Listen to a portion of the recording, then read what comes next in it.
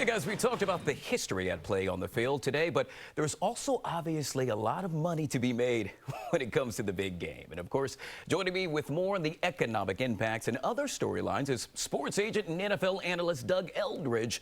Business of the game, all things knowing about game. Doug, good to see you, sir. Great to see Welcome you. to the program. Thank you. So we got to get right to it. Of course, a lot of folks talking about gambling. This has been happening all throughout the season. It has become really gone to the forefront, if you will. Right. And I expect a lot of folks are going to be doing just that today. Well, this is going to literally be the most gambled sporting event in U.S. history. With the Supreme Court ruling in 2018, the landscape has completely changed in the near 4.5 years since then. An estimated $16 billion with a B is going to be wagered. Now, 33 states, including D.C., have provided a line going into this game, and it's really changing the monetary landscape of the NFL, which is already a $16 billion a year industry. It's incredible. You know, when you're thinking about betting and gambling, most of the time it's on the stats. Right. What's the quarterback going to do? The running back. A buddy of mine said, you know what, Guy? One of the main things I'm going to bet on is how long will Rihanna perform and how many songs will she perform during that performance? Well, it's a carousel now. Back in the day, they would play complete songs. Now artists are trying to push their catalog, so you might hear 5, 6, 8, 10 iterations, some type of mashup thereof. But yeah, it's going to be a heck of a halftime. There's no doubt about that. You heard me touch on chicken wings earlier. Of course, I'm a blue cheese guy.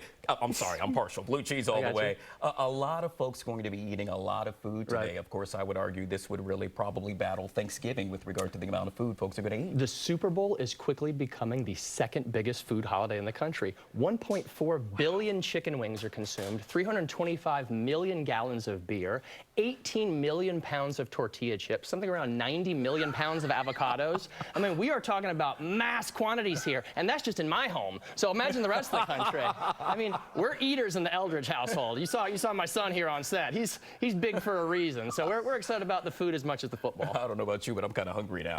Right? Last question before we wrap up. It's the million-dollar question, and that is, who will win this evening? It is the billion-dollar question. And I think it's going to be the Chiefs, and I think it's going to be close. And the only reason I say that is because they have been there before with this quarterback. And ultimately, experience, ability, and health, if there's no key injuries early in the game, I think it's going to be Chiefs by a field goal. Well, you like the Kansas City Chiefs, you like chicken wings, you like blue cheese, you're my type. My guy! All right. I may need to escort out of here, though, for not picking the Eagles. We'll send it back to you, Tom. There's no way Doug Eldridge is that thin and eats that many. Right? Runs a marathon after that feast. Gentlemen, we thank you.